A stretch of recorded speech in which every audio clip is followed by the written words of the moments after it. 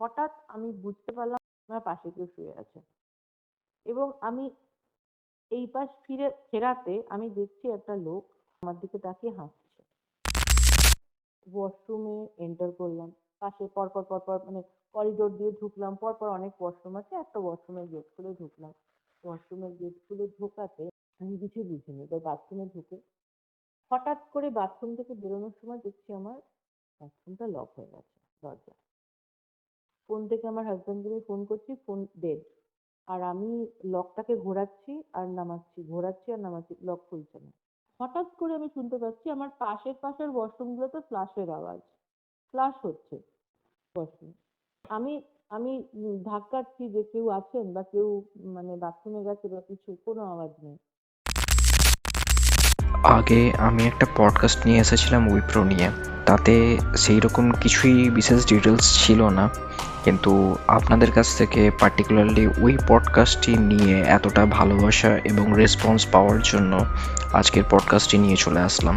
আজকের ঘটনাটি যার মুখ থেকে আপনি শুনতে চলেছেন, তিনি টানা 2.5 বছর উইপ্রোতে সার্ভিস করেন এবং সেখানে কর্মরত থাকাকালীন ওনার লাইফের ওপর দিয়ে বলা চলে একটি ঝড় বয়ে যায় এবং সিচুয়েশন এমন বাড়াবাড়ি রকম পর্যায়ে পৌঁছে গেছিল যে একটা সময় উনি নিজেও পজেসড হয়ে পড়েন এবং এই সিচুয়েশনটির থেকে ওভারকাম করার পর উনি টোটালি স্পিরিচুয়াল পথ বেছে নেন।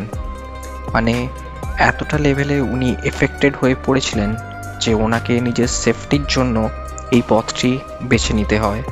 আপনি শুনছেন টেরর এফএম, আমি অর্পণ আছি আপনাদের সাথে। আজকে আমাদের সাথে ছিলেন অনিন্দিতা দাস। ওনাকে জানাই অসংখ্য ধন্যবাদ। পেশায় উনি এখন একজন অ্যাস্ট্রোলজার এবং ওনার নিজের একটি এনজিও আছে যার নাম ভারত উদয় চ্যারিটেবল ট্রাস্ট, যেখানে উনি গরিব দুস্থ বাচ্চাদের পড়াশোনার ব্যবস্থাও করেছেন। আপনারা যদি কেউ এ ব্যাপারে ওনাকে হেল্প করতে চান এবং কোনো যদি অ্যাস্ট্রোলজিক্যাল হেল্পের প্রয়োজন হয়, তাহলে আপনারা ওনার সাথে সরাসরি যোগাযোগ করতে পারেন। নিচে ডেসক্রিপশন বক্সে ওনার সাথে আপনারা কিভাবে যোগাযোগ করতে পারবেন তার সমস্ত ডিটেলস দিয়ে রাখলাম। আর আপনারা যদি এই চ্যানেলে নতুন হন তাহলে সাবস্ক্রাইব করতে একদমই ভুলবেন না। নিজেদের ঘটনা শেয়ার করতে হলে নিচে ডেসক্রিপশন বক্সে আমাদের সাথে যোগাযোগ করার জন্য হোয়াটসঅ্যাপ নম্বর, ইনস্টাগ্রাম প্রোফাইলের লিঙ্ক এবং ফেসবুক প্রোফাইলের লিঙ্ক দিয়ে দেওয়া আছে। দেরি না করে সরাসরি যোগাযোগ করে ফেলতে পারেন। আজকের এপিসোড কেমন লাগলো কমেন্ট করে জানাতে ভুলবেন না। ভালো লাগলে অবশ্যই লাইক ও শেয়ার করে ফেলবেন। তো চলুন শুরু করা যাক আজকের এই টেরিফাইং একটি call recording. Tune in and turn up the fear. This is Terror FM. Hello, হ্যাঁ বলুন। হ্যালো। অনিন্দিতা দি, কেমন আছেন আপনি? হ্যাঁ ভালো আছি, খুব ভালো আছি। আপনি কেমন আছেন? এই তো চলে যাচ্ছে। প্রথমেই জানিয়ে রাখি হ্যাপি নিউ ইয়ার। আপনার ফ্যামিলিকে অসংখ্য অভিনন্দন এবং অসংখ্য শুভেচ্ছা। এই বছরটা আপনাদের ভালো কাটুক এবং সমস্ত স্বপ্ন পূরণ হোক। আপনাকেও হ্যাপি নিউ ইয়ার। আপনার সমস্ত স্বপ্ন যাতে পূরণ না হয়, কারণ স্বপ্ন পূরণ হয়ে গেলেই আমাদের লাইফ থেমে যায়। তো স্বপ্ন যতক্ষণ না পূরণ হবে ততক্ষণ আমরা ছুটবো, সেটাই তো জীবন আমার কাছে। একদম, মানে ডেস্টিনি তো জীবন নয়, জার্নি জীবন, তাই তো? অবশ্যই। তবেই আমার। আর ভালো থাকবেন, শরীর স্বাস্থ্য ভালো থাকুক, আমার তরফ থেকে এটা উইশ আপনাকে। হ্যাঁ বলুন। হুম, আপনার সাথে আমি জাস্ট কিছুক্ষণ আগে যেটা কথা হলো, আমাদের তো অলরেডি একটা পডকাস্ট এসেছিল যেটা উইপ্রোকে কেন্দ্র করে হয়েছিল এবং আপনার সাথে যখন কথাটা হলো জানতে পারলাম আপনি একটা সময় উইপ্রোতে কাজ করেছিলেন এবং উইপ্রোর অনেক কিছু আপনি খুঁটিনাটি জানেন এবং উইপ্রোতে কোথায় কি রকম কি ঘটনাগুলো ঘটতো। আমার কাজের পরিধি অনুযায়ী খুঁটিনাটি, উইপ্রোর খুঁটিনাটি জানা তো মানে একমাত্র আজিম প্রেমজি ছাড়া কেউ জানবেন না। একদমই। আমি আজকে জানতে চাই, এটা অনিন্দিতা দি, আপনি যেহেতু উইপ্রোতে মোটামুটি 1.5 কি 2 বছর কাজ করেছেন, আপনার কাছ থেকে যেটা শুনলাম। আচ্ছা, তো উইপ্রোতে অনেক রকম ঘটনাই আমরা শুনে থাকি, উড়ো খবর যেটাকে বলা যায়, কোনো না কোনো আর্টিকেল বলুন, কোনো না কোনো মানে ইউটিউবে ভিডিও বলুন, আমরা দেখে থাকি। তো আজকে আমি জানতে চাই, যেহেতু আপনি ওখানে একটা সময় কাজ করেছেন, তো একটা প্রত্যক্ষদর্শী হিসেবে পার্টিকুলার উইপ্রোতে কি কি ঘটতো বা কিরকম ভাবে ঘটনাগুলো শুরু হয়েছিল বা কিরকম ভয়াবহতা ছিল, সেগুলো যদি আমাদের সাথে একটুখানি ডিটেলসে শেয়ার করেন। দেখুন, কি কি ঘটতো সেটা তো মানে ওইভাবে তো একটা জায়গায় ঘটতে, মানে উইপ্রোর ভেতরটা বিরাট বড় একটা জায়গা, কয়েকটা ধরুন যেটাকে বলে ওই আবাসন সোসাইটি, কয়েকটা সোসাইটি ঢুকে যাবে উইপ্রোর ভেতরে। এটা অনেক বড় উইপ্রোর জায়গা, ক্যাম্পাসটা অনেকটাই বড়, আমি। বিশাল বড় প্রেমিসেসটা, হ্যাঁ বিশাল বড়। হুম। মানে ওখানে কনসিস্টেন্টলি তো কোনো ঘটনা ওইভাবে ঘটছে না, মাঝে মাঝে বিভিন্ন লোকের মুখে শোনা যেত এবং ঘটতো, এবং ঘটনাচক্রে আমার সাথেও এক আধবার ঘটেছে। তো বেসিক্যালি আমাদের টাওয়ার নাম্বার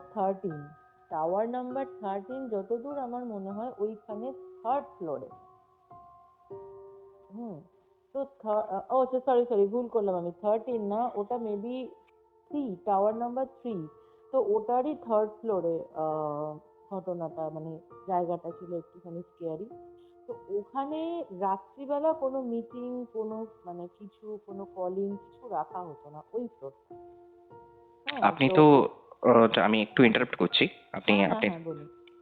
আপনি তো 2 বছর, 2 থেকে 2.5 বছর ওখানে কাজ হুম করেছেন, এবং হুম ঘটনার সূত্রে আমি জানতে পারি যে আপনি 2 থেকে 2.5 বছর যখন কাজ করতেন, যখন আপনার সার্ভিস লাইফ ছিল উইপ্রোতে, তখন আপনার ডিউটি আওয়ার্সটা পড়তো বেশিরভাগ নাইট শিফটে। আমার ট্রেনিংটা পড়েছিল নাইট শিফটে, তারপরে আমার শিফট গুলো মোটামুটি মানে কনসিস্টেন্টলি সেমই ছিল। আর খুব কমই আমার আমাদের নাইট শিফট বলতে আড়াইটেই শিফট কমপ্লিট হয়ে যেত। তো তার মধ্যে ওই জায়গায় নাইট শিফট পড়তো না, মানে নাম্বার 3 টাওয়ারে নাইট শিফট পড়তো না হুম। কাউকে। ওই ওই ফ্লোরটাতে 3rd floor R tower number 3-তে কোনো শিফটই রাত্রের দিকে রাখা হতো না। কারণ হচ্ছে ওই একটা স্ক্যারি ব্যাপার আছে অনেকের মুখে, এবং আমরা যখন ট্রেনিং পিরিয়ডে ছিলাম তখনও অনেক কানাঘুষো শুনতাম, অমুক দিনকে ওই মেয়েটা বেশি মানে আউট অফ কিউরিওসিটি ওখানে গিয়ে ভয় পেয়ে গেছে। এবারে দেখুন কি হয়েছে এক্স্যাক্টলি তার সাথে, সেগুলো খুব একটা মানে লিক হতো না, খুব একটা মানে চারিদিকে হতো না জানাজানি, বিকজ জানাজানি হলে জিনিসটা আরো বেশি লোকের মধ্যে ছড়িয়ে পড়বে, মানুষ ভয় পাবে, তারপর যারা ট্রেনি রয়েছে, তারপর যারা কলিং করছে তারা ভয় পাবে, ওগুলো হতো না। আচ্ছা, আমি জয়েন করি উইপ্রো হচ্ছে ধরুন 2014 এই সময়। তো আচ্ছা। আমি ছিলাম টক প্রসেসে, ওটা ইউকে বেসড প্রসেস। আমার ছিল টেকনিক্যাল ডিপার্টমেন্ট বলতে আমার ছিল টিভি, ল্যান্ডলাইন আর ইন্টারনেট কানেকশন। আমাদের এখানে যেরকম টিভি আলাদা থাকে, ল্যান্ডলাইন তো দরকারই হয় না, হুম। আর ইন্টারনেট তো প্রোভাইডার আলাদা।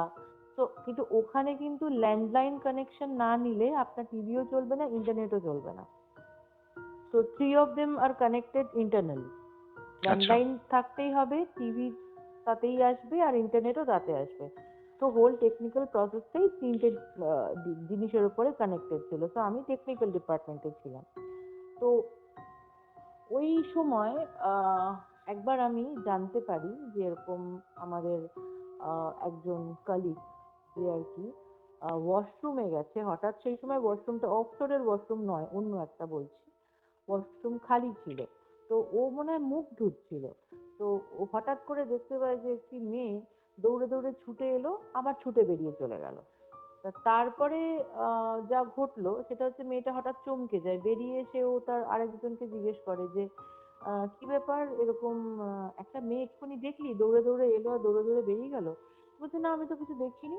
বলছে না, এক্ষুনি আমি মুখ ধুচ্ছিলাম আর আরেকটি মেয়ে এসে হঠাৎ মুখটা ধুয়ে বেরিয়ে চলে গেল। আহ মানে না, ঢুকলো আর বেরিয়ে চলে গেল। তো ও ভয় পেয়ে গেছিল। তো এরকম মানে একটা মেয়ে হঠাৎ করে এসে হঠাৎ করে বেরিয়ে গেল। তো এই একটা ঘটনা ঘটেছিল। তো মেয়েটা কে আদতেও মানে মানুষ কিনা এরকম বোঝা যায়নি। তো আচ্ছা, এটা তো কোন সময় হবে, মোটামুটি রাতের? এটা ওই রাতেই, মানে ও মানে শিফট শেষ করে ও ওয়াশরুমে গেছিল মুখ টুখ ধুয়ে বেরিয়ে, তখন মানে ওই সময় ফাঁকা ছিল ওয়াশরুমটা। আচ্ছা। আর আপনার এই যে উইপ্রোর যে 13th ফ্লোরে যে প্রবলেমেটিক যে জায়গাটা রয়েছে, এবং আশা করছি আমি যতদূর জানি যে উইপ্রোর ব্লক বিটা হচ্ছে গিয়ে সব থেকে বেশি হন্টেড যেটা বলা হয়। তো আমি জানতে চাই যে আপনারা তো মাঝে মাঝে ওই জায়গাটাতে যেতেন, মানে কখনো কখনো অফশোরের দিকে আপনি বললেন যে মাঝে মাঝে হ্যাঁ, যেতে যাওয়ার অফশোরে দরকার যেখানে পড়তো। গেছিলাম সেটা একটা অন্য ঘটনা, সেটা আমি মানে ওই ঘটনাটা স্টার্ট করলে আমি বলবো, ওই ঘটনার শুরুতে বলবো, কারণ ওটা ইন্টারকানেক্টেড ছিল ওই ঘটনাটা আমার কিরকম? সাথে যেটা ঘটেছে। হ্যাঁ, মানে আমার সাথে ঘটে যাওয়া ঘটনা হচ্ছে, আমি যখন উইপ্রোতে চাকরি নিই, তো ওখানে নর্মালি আমাকে কেষ্টপুরে বাড়ি ভাড়া নিতে হয়েছিল, কারণ আমার বাড়ি যেহেতু সোনারপুরে, এত দূর পর্যন্ত ওরা ট্রান্সপোর্টেশন দিত না। তো আচ্ছা। সেই জন্য আমাকে রিলোকেট করতে হয়েছিল। আমি ওখানে একটা বাড়ি ভাড়া নিয়েছিলাম। তো ওখানে আমার ছিল নাইট শিফট, আর আমার মানে ট্রেনিং পিরিয়ডটা, আর আমার হাজবেন্ডের ছিল মর্নিং শিফট। তো নাইট শিফট করে যথারীতি আমি বাড়ি চলে আসতাম। বাড়ি এসে আমি ওই সময়টা ঘুমাতাম, মানে দিনের বেলাটা ঘুমাতাম। হুম। তো তারপরে এমন একটা ঘটনা ঘটলো কয়েকটা দিন ধরে। আমার যেহেতু নাইট শিফট ছিল, তো আমি বাড়িতে এসে ঘুমাতাম, রেস্ট নিতাম, তারপরে আবার আমাদের সন্ধ্যেবেলা যেরকম চলে যাওয়া নাইট শিফটে চলে যেতাম। হুম। কি হতো, আমি যে বাড়িটাতে ভাড়া ছিলাম সেই বাড়িটার একটু মানে ভৌগোলিক চিত্রটা বলে দিই। আমার বাড়িটার মানে বাড়ির বাইরে ছিল আমার কিচেনটা, মানে বাড়ি থেকে বেরিয়ে গিয়ে কিচেনে যেতে হতো। তারপরে ছিল একটা বড় পুকুর, বেশ বড় পুকুর, ওখানে ওই বড় বড় মাগুর মাছ, ওই মাগুর মাছ চাষ। আচ্ছা। তা ঠিক তার পেছন দিকে একটা বাড়ি ছিল। বাড়িটা অনেক পুরনো এবং তার লাগোয়া একটা বিশাল ঝাঁকড়া বটগাছ ছিল, এখনো আছে সেটা। তো ওই বাড়িটা সবসময় অন্ধকার থাকতো যখন আমি ছিলাম, সবসময় অন্ধকার, এবং মানে মনে হতো যেন কেউ নেই, মানে পুরো বাড়িটা বটগাছটার আশপাশের চিত্রগুলো পুরো অন্ধকার। মানে আমার রান্নাঘরের জানলা দিয়ে দেখা যেত বাড়িটা পুরো অন্ধকার। তো আমি অনেক সময় জিজ্ঞেস করেছি অনেককে যে এই বাড়িটা এরকম অন্ধকার কেন? তো মানে কেউ বলতে চায়নি বা কেউ এড়িয়ে গেছে এরকম। তো একদিন কি হলো, আমি এরকম দুপুরবেলা শুয়ে আছি, ঘুমাচ্ছি, মানে ঘুমাইনি, জাস্ট দুপুরবেলা, দেখুন রাত্রিবেলার সাউন্ড সেটটা একরকম, আর হুম। আমি তো একদম সকালবেলা এসে খানিকটা ঘুমিয়ে নিতাম, খানিকটা হুম। ঘুমিয়ে নিয়ে খাওয়া দাওয়া করে দুপুরবেলা একটু রেস্ট নিচ্ছি, শুয়ে আছি। হুম। এবারে আমি এক পাশ ফিরে শুয়ে আছি, হঠাৎ আমি বুঝতে পারলাম আমার পাশে কেউ আছে শুয়ে, একদম পরিষ্কার আমি বুঝতে পেরেছি আমার পাশে কেউ শুয়ে আছে। এবং আমি এই পাশ ফেরাতে আমি দেখছি একটা লোক, লোকটা অসম্ভব টাইপের সাদা গায়ের রং, কোঁকড়ানো কোঁকড়ানো চুল, বড় বড় চোখ, ঠিক আছে, একদম মানে যেটা দেখছি আমি সেটাই বলছি। আর মাথায় হাত দিয়ে, আমরা থাকি না মানে অনেক সময় মাথায় হাত দিয়ে বিছানায় শুয়ে থাকি, মানে হাতে ভর করে মাথাটা, হুম। তো অমনি করে ভর করে আমার দিকে তাকিয়ে হাসছে লোকটা। আচ্ছা। ওটা কয়েক হ্যাঁ ওটা কয়েক সেকেন্ড আমার সামনে এটা ভিজুয়ালাইজ হলো। আমি সঙ্গে সঙ্গে উঠে বসে আহ বাইরে গিয়ে চোখে মুখে জল দিয়েছি, মানে হালকা ভয় পেয়েছি, তখন অতটা ভয় পাইনি, কারণ দেখবেন খুব জোর ব্যথা লাগার পর টেন্সটা আসতেও সময় লাগে, তোমার ব্যথা লেগেছে। হুম। আমি ওই রকম একটা জিনিস দেখে বাইরে বেরিয়ে এসে সঙ্গে সঙ্গে চোখে মুখে জল দিয়ে আমি একজনকে ফোন করেছি, আমার ওখানে পরিচিত। হুম। আমি বললাম, দাদা এরকম আমি একজনকে দেখলাম, এরকম আমি আমি ওনাকে জিজ্ঞেস করেছি অন্যভাবে যে আমি এরকম একটা জিনিস দেখলাম, একজনকে এরকম দেখতে আপনার এখানে কেউ ছিল? বলছে হ্যাঁ। কোথায় দেখেছেন ওকে? বলছি না, সেটা যেখানেই দেখি, আপনি এরকম দেখতে ছিল কিনা আপনি বলুন। বলছে হ্যাঁ এরকম দেখতে ছিল তো। আর ওনার নাম ছিল হচ্ছে, লোকটার নাম কেনা, কেনা, মানে হ্যাঁ লাস্ট নেম, এই সরি নিক নেম, ঠিক আছে, মানে যাকে জিজ্ঞেস করেছি সে নয়, যাকে দেখেছি সে। আচ্ছা। হুম।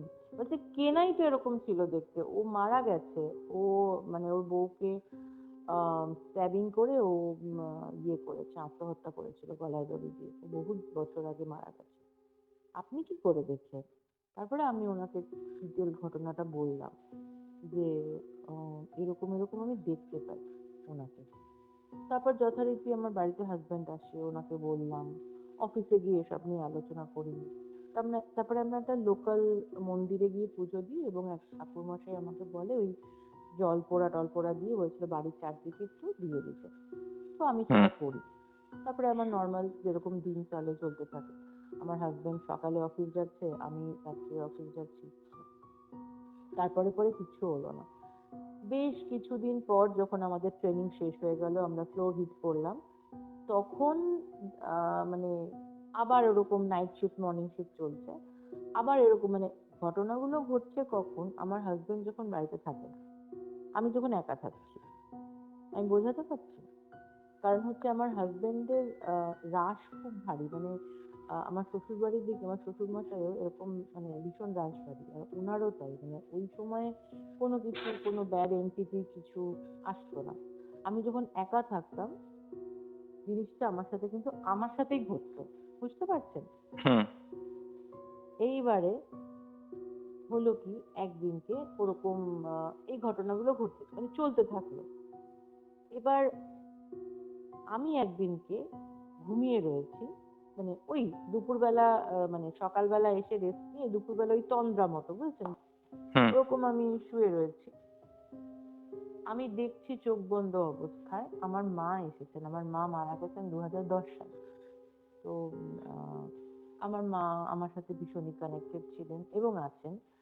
আর আমার মার মানে সোল ভীষণ পাওয়ারফুল সোল। আমার এই বাড়িতে আমি সবসময়, মানে আমি এখন সোনারপুরে থাকি, সবসময় বুঝি আমার মায়ের একটা প্রোটেকশন আছে আমার উপরে। আচ্ছা। তো ভীষণ ভাবে আমি বুঝতে পারি। তো ওই দিনকে আমি দেখছি, আমি শুয়ে আছি, আমার মা এসেছেন কেষ্টপুরের বাড়িতে, হ্যাঁ। এবং আমার মা আমাকে কিছু বলতে চাইছে, কিন্তু বলতে পারছে না। আমি মানে মাকে বলছি, মা কি বলতে চাইছো? মার দেখি চোখটা ছলছল করছে।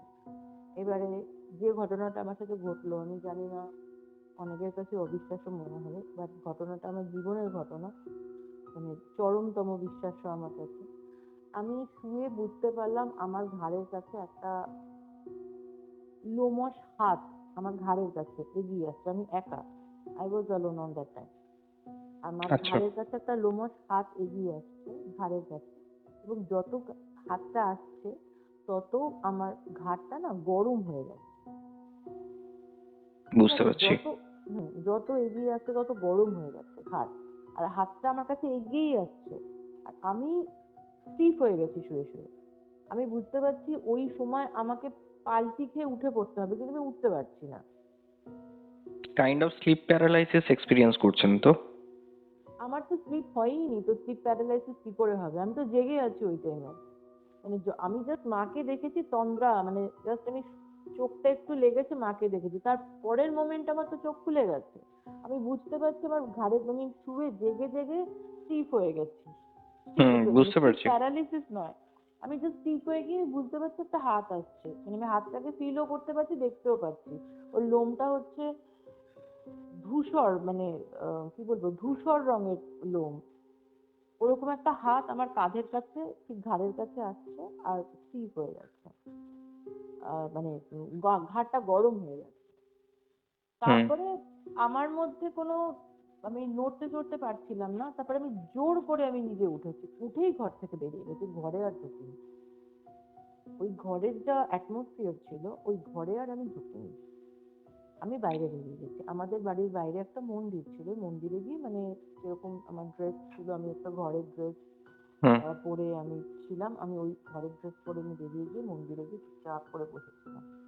বসে আছি, দেন আমি মানে অন্য লোকে, আমি ঘরে ঢুকিও নি ফোন নিতে, বিকজ আমি যে এইসব ঘটনায় প্রচুর ভয় পেয়ে গেছি বা মানে ভীষণ হয়ে পড়েছি তা নয়। আমি বুঝতে পারছি ওই ঘরে ঢুকলে somehow আমার ক্ষতি হবে, মানে ঘরটা সাংঘাতিক হয়ে গেছে তখন।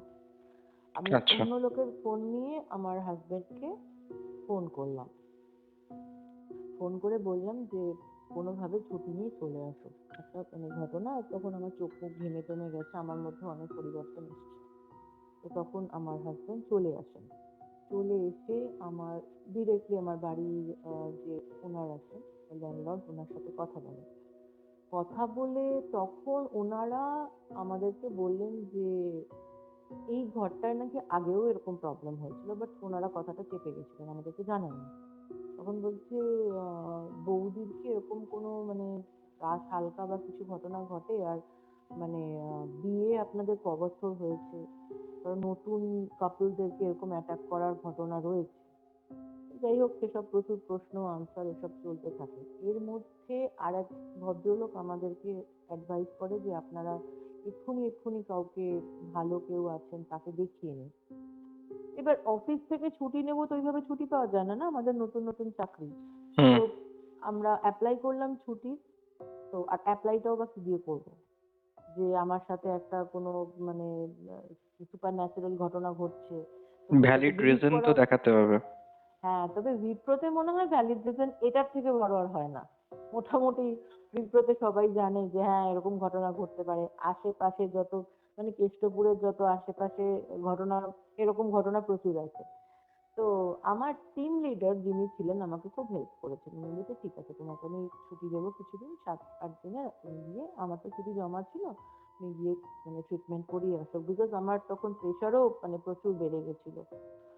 মানে আমার মানে কি বলবো, কিছু শরীরেরও প্রবলেম হয়ে গেছিল, শ্বাসকষ্ট হতো ওই ঘটনার পর থেকে। শ্বাসকষ্ট, প্রেশার বেড়ে গেছে হঠাৎ করে। তারপরে আমরা ঠিক করলাম যে ছুটিটা পেলে আমরা চলে যাব। তো ততদিন আমরা কল নিচ্ছি বা আমরা যেরকম কাজ করছি, অফিসিয়াল ওয়ার্ক করছি। আর ওর মধ্যে একটা দিন কি হলো, আমার শিফট তখন আমার আর আমার হাজবেন্ডের সেমই শিফট হয়ে গেছিল। ও হুম। ছিল মোবাইল ডিপার্টমেন্টে, আমি ছিলাম টেকনিক্যাল ডিপার্টমেন্টে। তো আমাদের ছুটি হয়ে গেছে, আমরা মেল করে দিলাম। তো ও বললো ঠিক আছে, আমি ওর হয়তো 10-15 মিনিট আগে নিচে গিয়ে অপেক্ষা করতো, আমি তখন চলে আসতাম, একসাথে চলে যেতাম। তো আর বলে রাখি প্রসঙ্গত, আমার বাড়ি থেকে উইপ্রো ওই 15 মিনিটের ডিস্টেন্স ছিল। তো আচ্ছা।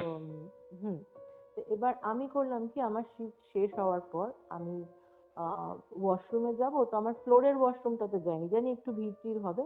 অফশোর বলে একটা ডিপার্টমেন্ট আছে যেটাতে কিনা আহ কি বলবো, ইয়ের কাজ হতো,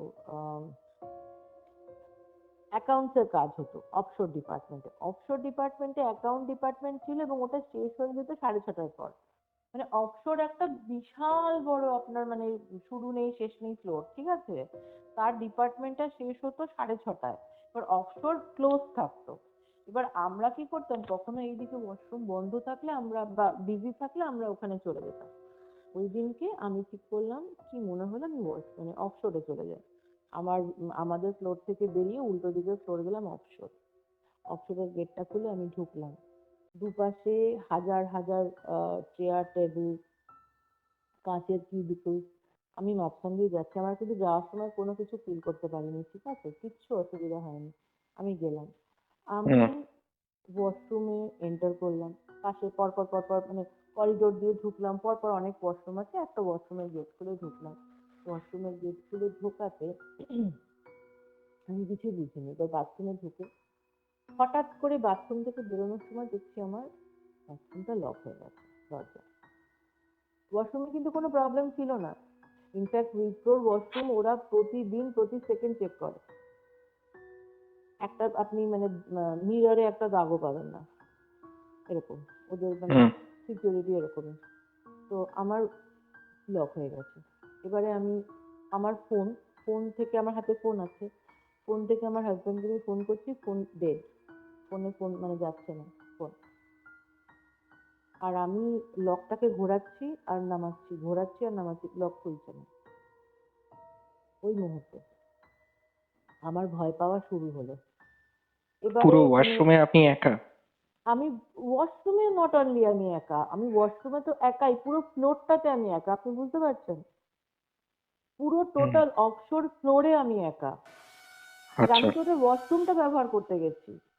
একটা অফশোরের ডিপার্টমেন্ট, একটা মানে ওটা ধরুন আমি কি বলবো, অফশোর ডিপার্টমেন্টে ধরুন একটা 5 কাঠা জায়গা নিয়ে একটা অফশোর ডিপার্টমেন্ট। 5 কাঠা জায়গা বলতে যা বোঝায় তাও কম বললাম। এবং হুম। তার মধ্যে শুধু সারি সারি চেয়ার টেবিল কিউবিকল, কাঁচের মানে দেয়াল। আর হুম। মাঝখান থেকে করিডোর চলে গেছে, করিডোর থেকে আবার বাঁদিকে করিডোর, সেখানে গিয়ে পরপর পরপর ওয়াশরুম। আমি একটা ওয়াশরুমে ঢুকেছি, ঢুকে এই ঘটনা, আমার ওয়াশরুম লক হয়ে গেছে। আমি ধাক্কাধাক্কি করছি, খুলতে পারছি না। এবার কি হলো, হঠাৎ করে আমি শুনতে পাচ্ছি আমার পাশের ওয়াশরুমগুলোতে ফ্লাশের আওয়াজ, ফ্লাশ হচ্ছে ওয়াশরুম। আচ্ছা। আমি আমি ধাক্কাচ্ছি যে কেউ আছেন বা কেউ মানে বাথরুমে গেছে বা কিছু, কোনো আওয়াজ নেই। কোনো একটা বেসিন থেকে জল খোলা জল বন্ধর আওয়াজ, আমি নিজে পাচ্ছি এগুলো। বলে মানে কিছুতেই আমি কিছু করতে পারছি না। ওরকম 2-3 মিনিট মানে দেখুন, ভয় পেলে 2 থেকে 3 মিনিট কি 2 থেকে 3 সেকেন্ড মানে মানুষের এমন কিছু হতে পারে অভিজ্ঞতা, সেটা মানে একেবারে জীবনে ভোলার মতন না। তো বুঝতে পারছি। আমার আমার 2-3 মিনিট ওই যুদ্ধটা আমার সাথে চলছে। আমি ফোন করছি, ফোন ডেড, কোনো ফোনের টাওয়ার নেটওয়ার্কই নেই, অথচ উইপ্রোতে নেটওয়ার্ক সবসময়ই আছে। আমরা তো সব জায়গা থেকেই ফোন করি, কোনো নেটওয়ার্ক নেই ফোনে। অনেকক্ষণ যুদ্ধ করার পরে ভগবানের নাম নিতে নিতে দাম করে দরজাটা খুলে গেছে। যেমনি দরজা খুলেছে আমি সঙ্গে সঙ্গে মাথাটা নামিয়ে নিয়েছি, বিকজ আমার ভেতর থেকে আমার গাট ফিলিং বলছিল যে আয়নায় তাকালে আমি কিছু একটা দেখতে পাবো। মানে ওই যে দিনের মুহূর্ত, ওটা আমি সারা জীবন মনে রাখবো। মানে ওই মানে দিনটা আমি মাথা নামিয়ে নিয়েছি। আমার অনেক বন্ধুরা পরে বলেছে তুই কি করে পারলি মাথা নামিয়ে নিতে, আমাদের তো মানে কিউরিওসিটি ওই দিকেই নিয়ে গেছে। আমার মানে ভেতর থেকে যেন আমাকে কেউ বলছে যে আয়নায় তাকালেই কিছু একটা দেখতে পাবো আমি। আর বাথরুম ভর্তি আয়না। সঙ্গে সঙ্গে বাথরুম থেকে বেরিয়েছি, এবং বাথরুম থেকে বেরিয়ে অফশোর ডিপার্টমেন্ট হেঁটে মেন গেট অব্দি যে আমি এসেছি, ওইটুকু টাইম আমার মনে হয়েছে মানে কি বলবো, কয়েক শতক ধরে যেন আমি হাঁটছি, কয়েক দশক ধরে যেন আমি হাঁটছি। আমি এক একটা পা ফেলছি আর আমার মনে হচ্ছে পেছন দিকে আমাকে মানে টানছে কেউ। আমি ওইভাবে ওই কটা মুহূর্ত আমার কাছে মানে সেকেন্ড সেকেন্ড কাউন্ট করে করে গেছে। তারপরে ফাইনালি আমি দরজাটা খুলে বেরিয়েছি। বেরোনোর পরে দেখছি লিফটের কাছে ভিড় আছে, আমার কলিগরা সব যাচ্ছে। তো আমার একজন কলিগ ছিল মধু বলে, ও বলছে আপকা ক্যা হুয়া, ইতনা পাসিনা আপকা হো গয়া, কি প্রবলেম? আমাকে দেখে বুঝতেই পারছে যে আমার সাথে কিছু একটা ঘটেছে, পুরো সারা মুখ চোখ মানে অন্যরকম হয়ে গেছে।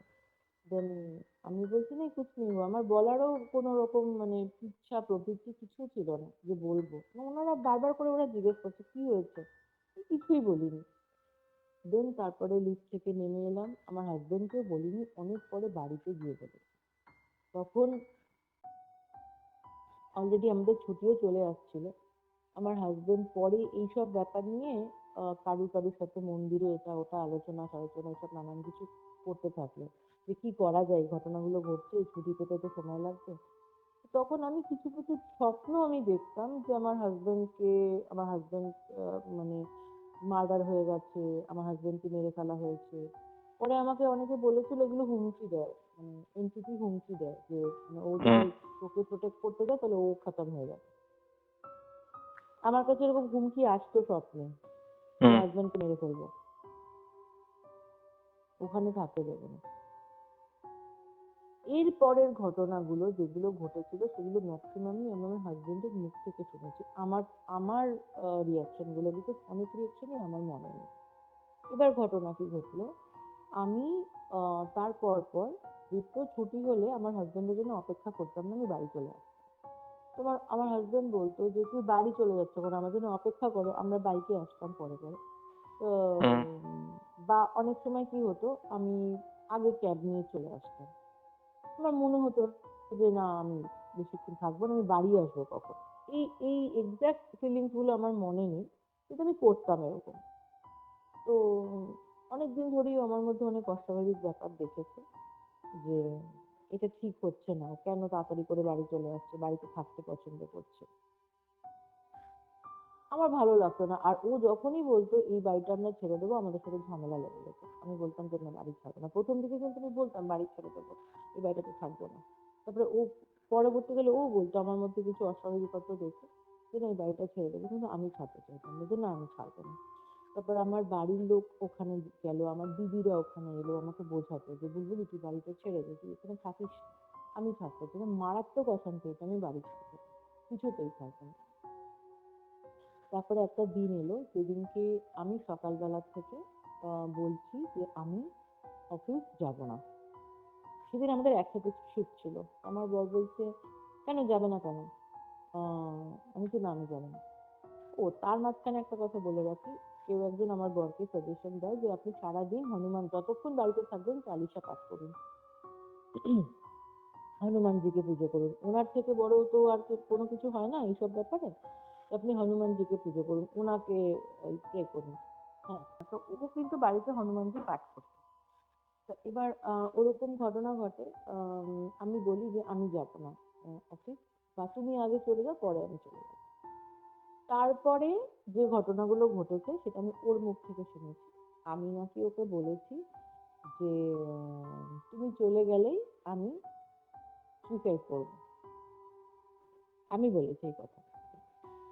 ও আচ্ছা। যখন আমাকে বারবার করে জিজ্ঞেস করছে যে তুমি কেন যাবে না, কেন যাবে না, কেন যাবে না, আমি নাকি এই কথা বলেছি তুমি চলে গেলে আমি সুইসাইড করবো। আমি খাইও নি।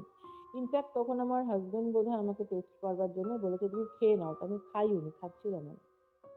তো আমাকে বলেছিল ঠিক আছে তোমার খেতে হবে না, তুমি একটু চালিশাটা পড়ো, হনুমান চালিশাটা পড়ো। তো আমি মনে হয় 2-1 লাইন পড়ার পর, মানে 2-1 লাইন কি পড়তেও পারিনি, তখনই ওর কিছু একটা সন্দেহ হয়েছে। সন্দেহ হওয়াতেও তাড়াতাড়ি করে গিয়ে আমার বাড়ির ল্যান্ডলর্ডকে ডেকে আনে এবং ওরা সবাই মিলে চলে আসে। আমার মধ্যে প্রচুর চেঞ্জেস হয়েছিল, প্রচুর চেঞ্জেস। আমার মুখে, আমার কথাবার্তা, সবটা আমি বলতেও পারবো না। অনেক কিছু ঘটেছিল এবং আমার বাড়িওয়ালি, মানে উনি একটা বয়স্ক একজন মহিলা, উনি একটা তাবিজ দিল আমার হাজবেন্ডকে যে এইটা তুমি মাথায় ঠেকিয়ে দাও।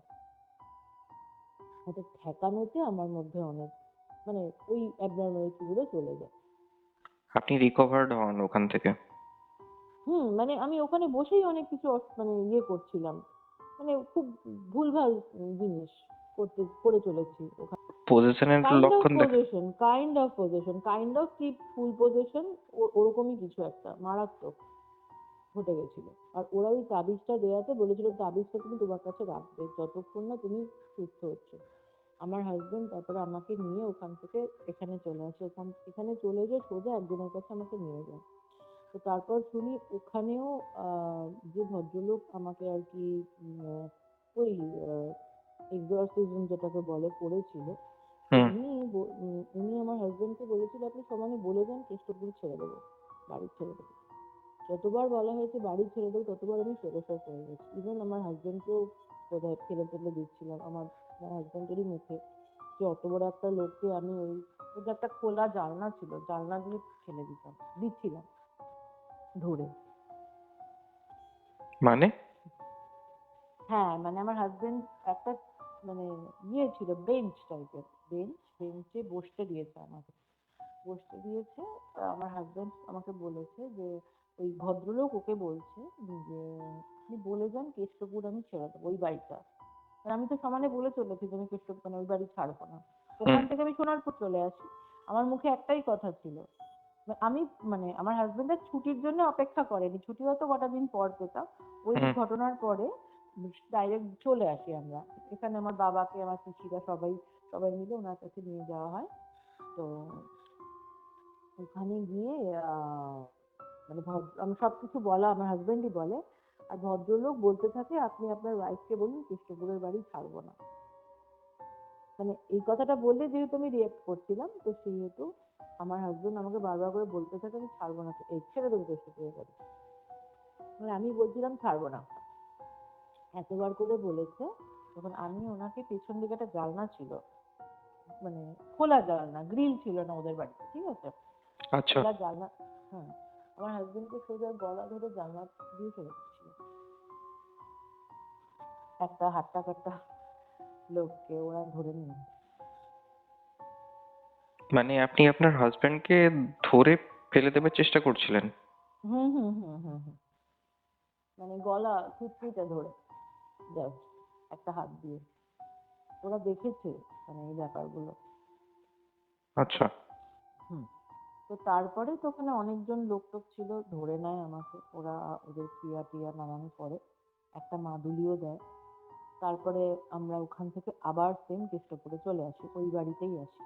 তো যখন মাদুলি দেওয়া হলো, এই বাড়িতে এলাম, আমি অনেকটা নিজেকে রিলিফ ফিল করছিলাম। আমি আর কখনো, মানে কি ঘটেছে না ঘটেছে ওসব কিছু খেয়াল ছিল না, অনেকটা রিলিফ। এবার আমি আমার বাড়ির বাথরুমে যাব রাত্রিবেলা, আমার হাজবেন্ডও ঘরে আছে, কিছু একটা কাজ করছে, বাড়ির বাথরুমে যাব, হঠাৎ বাথরুমের মধ্যে কোনো রকম আংটা নেই, কিচ্ছু নেই, হ্যাঁ, আমার মাদুলি ধরে টান, মাদুলি ঝুলছে, আমার কারের সঙ্গে মাদুলিটা একটা কোনা নিয়ে ঝুলছে, কোনো আংটা নেই, কিচ্ছু নেই। কিন্তু রাত্রিবেলা আমি জাস্ট বাথরুমে গেছি, বাথরুমটা বাইরে ছিল, অনেক পুরোনো বাড়ি ছিল ওটা। বাথরুমটা বাইরে ছিল, তো আমি বাইরে বা ঘর থেকে বেরিয়ে বাথরুমে যাবো, বাথরুমের দরজাটা খুলেছি, আর মানে জাস্ট মাদুরিটা ধরে টান, আমি সঙ্গে সঙ্গে আমার হাজবেন্ডকে বললাম শিগগিরই আসো। ও এসে দেখলো মাদুরিটা জাস্ট ঝুলছে কারের সঙ্গে। ও আবার শক্ত করে পিনটা দিয়ে বেঁধে দিল। ওই যে বেঁধে দিল, তারপরে আর কোনোদিন কোনো ঘটনা ঘটেনি। এবার এই রিলেটেড, এছাড়া আমি মানে বিভিন্ন জায়গায় গেছি, বিভিন্নভাবে বিভিন্ন রকম মানে ভৌতিক এক্সপিরিয়েন্স আমার আরো হয়েছে, যে বুঝতে পেরেছি এরকম। তারপরে আমরা ওই ফ্ল্যাটটা ছেড়ে অন্য ফ্ল্যাটে চলে যাই, আর কোনো ঘটনা বিপ্রতে ঘটেনি। আপনি যখন উইপ্রোতে কাজ করেছিলেন, আপনার অনেক কলিগ আছে বা আপনার অনেকজন চেনা পরিচিত ছিল, যেহেতু আপনি একটা প্রসেসের সাথে যুক্ত তো হ্যাঁ ওখানে, তো হ্যাঁ, তো ওনাদের সাথেও অনেক রকম ঘটনা ওরা এক্সপিরিয়েন্স করেছিলেন, এবং আপনি করেছে। নিজেও কিছু কিছু কিছু জিনিস আপনি নিজের চোখের সামনে দেখেছিলেন ওদের সাথে, যেগুলো ওরা এক্সপিরিয়েন্স করছিল বা যেগুলো থ্রু দিয়ে ওরা যাচ্ছে। তো একটু হ্যাঁ, যদি আমাদেরকে একটু আমি ডিটেলসে বলেন। বলছি, আমাদের একজন কলিগ, অ্যাকচুয়ালি ওটা আমাদের না, আমার হাজবেন্ডের, ও মোবাইল ডিপার্টমেন্টে ছিল। ওর বন্ধু, ওর নাম মানিশ। মানিশ অনেক সিনিয়র ছিল আমাদের থেকে। মানিশের একটা মনে হয় 5 বছর না 6 বছরের সিনিয়রিটি কমপ্লিট হতে 6 মাস বাকি ছিল।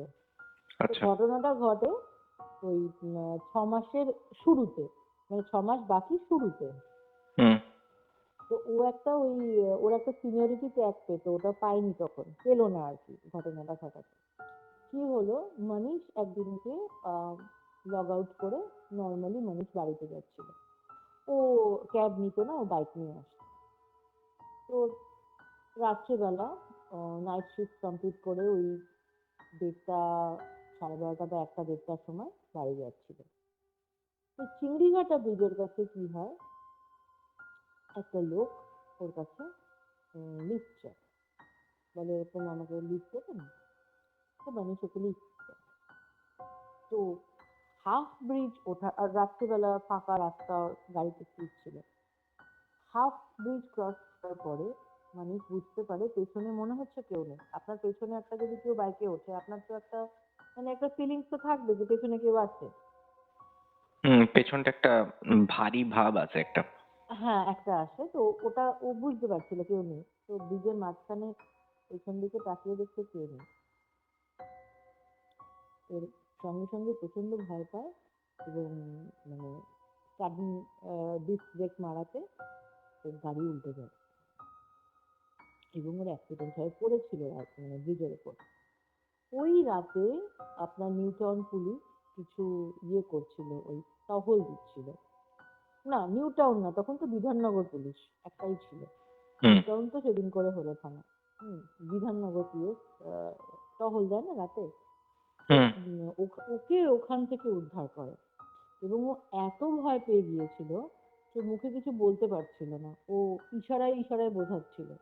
তো ওর বাইকটা একজন অফিসার চালালো, এবং মনীষকে একজন অফিসার তার পিছনে নিয়ে ওই হাতের ইশারায় ইশারায় বুঝিয়ে ওকে বাড়ি পৌঁছে দিল ওই রাত্রে।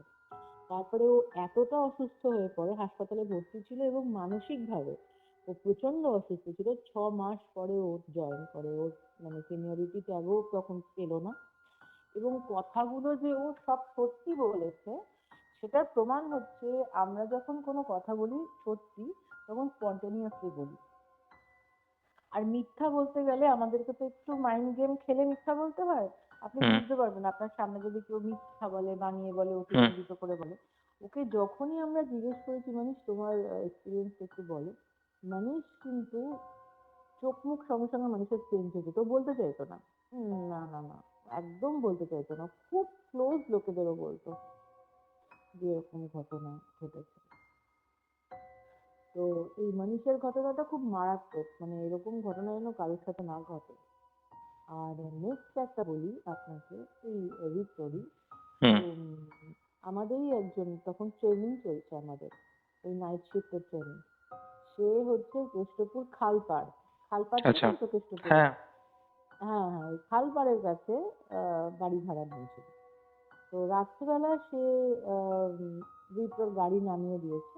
আমাদের উইপ্রোর সিকিউরিটিটা বলি, মেয়েদেরকে যারা দুজন আপনার থাকতো, গার্ড থাকতো, হুম। মেয়েদেরকে একদম বাড়ি অব্দি ঢুকিয়ে দিতে, একদম বাড়িতে ঢুকে আপনি যতক্ষণ না হাত দেখাচ্ছেন সিকিউরিটি যাবে না ওখান থেকে।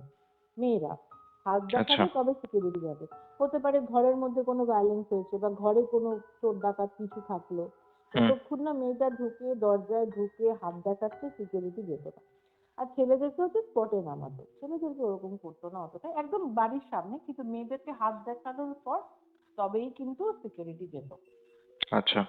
তো ওই ছেলেটির কি হলো, ওকে স্পটে নামিয়েছে, ও বলেছে তুমি চলে যাও দাদা, আমি চলে যাবো, সামনেই মানে একটুখানি, আমি চলে যাবো। তো ও আসছিল হেঁটে হেঁটে খালধার ধরে, হঠাৎ ও দেখতে পায় একটা বাচ্চা বসে কাঁদছে রাত্রেবেলা।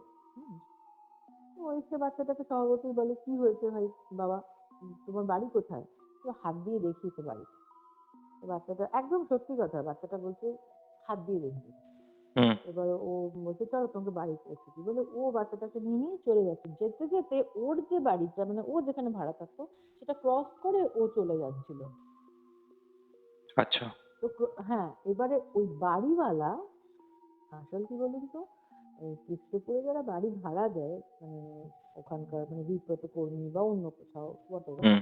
তো ওরাও টেনশনে থাকে, রাত্রিবেলা আসার সময় এরা না ভয়টাই পেয়ে যায়। এবারে বাড়িওয়ালা অত রাতে ব্যালকনিতে দাঁড়িয়ে কি করছে, বাড়িওয়ালাও চিন্তা করছে যে সেই মানে ভদ্রলোক বা যে ভাড়া দিয়েছি সে চলে আসুক তারপর ছুটে যাবো। সে হুম। দেখছে সে হেঁটে হেঁটে তার বাড়ি ক্রস করে চলে যাচ্ছে।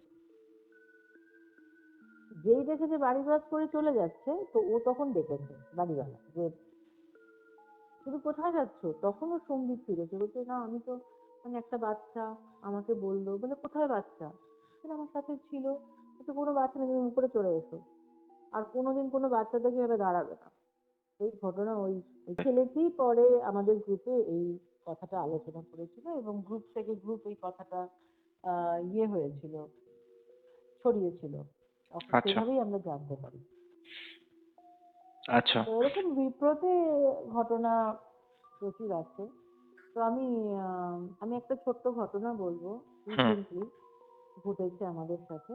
আম, আমি আপনাকে বলেওছি যেহেতু প্রফেশনালি আমি অ্যাস্ট্রোলজি করি, তো হুম। তারপরে আমি তন্ত্রে ইন্টারেস্ট পেয়েছি, আমি কেন হুম। তন্ত্রের দিকে যাচ্ছি বা যেতে চাই বা গেছি হুম। তার কিছু মানে হিন্ট আমি পেয়েছি। স্পিরিচুয়ালি আমি ভীষণ স্পিরিচুয়াল, কারণ আমার জন্ম তারিখ 7/7 ইজ স্পিরিচুয়াল নাম্বার, কেতু 7কে ড্রাইভ করে। তো হুম। কেতু দ্বারা আমি আহ, চালিত হই। তো কেতু মানেই দেখবেন মানে রাহু হচ্ছে শুধু মুখ, কেতুর তো মুখ নেই, দেখেছেন তো, শুধু ধর। হুম। রাহু হচ্ছে মুখটা আছে, কেতু হচ্ছে ধরটা। তো কেতু মানে সে কখনোই নিজের চোখ দিয়ে দেখে না, অন্তর্দৃষ্টি দিয়ে দেখে। আর রাহু ঠিক উল্টো, যেটা দেখবে মানে কি বলবো, ওই ম্যানিপুলেটিং যত কিছু সেগুলো কিন্তু রাহু। আমাদের যারা ম্যানিপুলেটিং ব্যাপারগুলো হয় বা চোখ দিয়ে আমরা যেটা দেখি আর কি, হুম। যে একে খুব ভালো লাগছে এ না কত, একে বিয়ে করলে আমার জীবন একদম শেষ। আচ্ছা এই লোকটা এত সুন্দর, না জানি ক্যারেক্টার ওয়াইজও কত ভালো, এই হচ্ছে ম্যানিপুলেটিং জিনিস হচ্ছে রাহু। রাহুর আরো অনেক রকম কাজকর্ম আছে, সেটা পরের কথা। আর কেতু কিন্তু সবসময় অন্তর্দৃষ্টি দিয়ে দেখে, কেতু মানে স্পিরিচুয়াল। তো আমি খুব স্পিরিচুয়াল ছোট থেকেই, মানে আমি যেরকম ভাবে এই সমস্ত মানে এনটিটির দর্শন পেয়েছি, হুম। আমি ভীষণ ভাবে স্পিরিচুয়ালিজমের আধ্যাত্মিকতার মানে কাছাকাছি আছি এবং তার সংস্পর্শ পেয়েছি ভীষণ ভাবে, খুব ছোটবেলা থেকে। পরবর্তীকালে আমার গুরুর কাছ থেকে আমি জেনেছি যে এত মানে কি বলবো, সুপার ন্যাচুরাল ঘটনাগুলো যখন তোমার সাথে ঘটে, এটা কাইন্ড অফ হিন্ট তুমি তন্ত্রে আসো, তুমি স্পিরিচুয়ালিজমে আসো। কারণ হুম। যার সাথে এত ঘটনা ঘটে যায়, সে যতক্ষণ না নিজেকে প্রোটেকশন করছে ততক্ষণ হুম। পর্যন্ত তার লাইফ রিস্ক হয়ে যায়। আপনি গৌরব তিওয়ারির নাম শুনেছেন তো? প্যারানর্মাল অ্যাক্টিভিটিস মানে অ্যাক্টিভিস্ট ছিলেন গৌরব তিওয়ারি, হুম। যিনি খুব মানে সাসপিশিয়াস ভাবে খুব মানে মারা গেলেন। হুম। ওনার কিন্তু যে দলটাই ছিল, ওনার দলে আরো আরেকজন ছিল, উনি কিন্তু স্পিরিচুয়ালের দিকে গেছিলেন, গৌরব তিওয়ারি কিন্তু যাননি।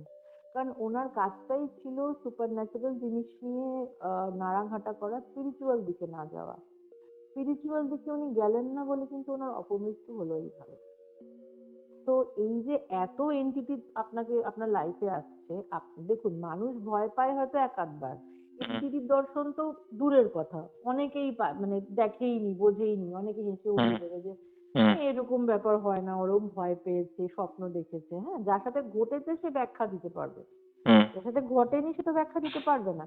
তো হুম। তার জীবনে অনেক এই ধরনের ঘটনা আসে, তো এটা কাইন্ড অফ আ হিন্ট যে তুমি স্পিরিচুয়ালিজমের দিকে আসো, তাহলে তোমাকে শেষ করে দেবে।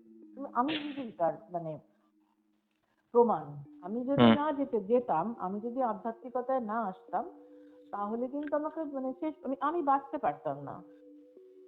সেটারই একটা ছোট কথা বলি আপনাকে। আমি কিছুক্ষণ আগেও বলেছি হয়তো ওই এই মানে পডকাস্টিং এর আগে, যে আমি পুরুলিয়া প্রচুর যেতাম বা হুম। যাই। 2016 সাল থেকে আমি পুরুলিয়া করছি, যে এখন তো প্রচুর ব্লগ ফ্লগ দেখি। মানে আমরা যে সময় পুরুলিয়া গেছি, আমরা তখন বাইক ট্রিপ করতাম আমি আর আমার হাজবেন্ড, এখন তো গাড়িতে যাই। তো যখন করেছি তখন পুরুলিয়া এত বেশি ফেমাস, মানে এত লোকমুখে জনশ্রুত হয়নি পুরুলিয়াটা, মানে আমরা যখন গেছি। তো প্রচুর মানে পুরুলিয়ার আট ঘাট এদিক ওদিক প্রচুর জায়গা গেছি। তো হুম। রিসেন্টলি একটা জায়গায় গিয়েছিলাম আমরা, মরুগুমা পাহাড় বলে একটা জায়গা। তো মরুগুমায় যেতে গিয়ে আমরা রাত্রিবেলা বেগুন কোদর দিয়ে ঢুকেছিলাম, বেগুন কোদর বাজার। ইনফ্যাক্ট আমি বেগুন কোদরও ঘুরে এসেছি। আমার কিন্তু সুপার ন্যাচারাল জিনিসের প্রতি প্রচন্ড আকর্ষণ। মানে আমি কিছু না ফিল যেতে চাইলেও করেছিলেন? আমাকে ঠিক, আমি নিজে গেছি বেগুন কোদর, খুব স্কেয়ারি। যদি কেউ ভেবে থাকে এটা গল্প, এটা ঢপ, এটা মানুষকে বোকা বানানোর, কিছু না। বেগুন কোদর স্কেয়ারি, কেউ যাবে না, কোনো এক্সপ্লেনেশন মানে কোনো এক্সপ্লোর করারই দরকার নেই।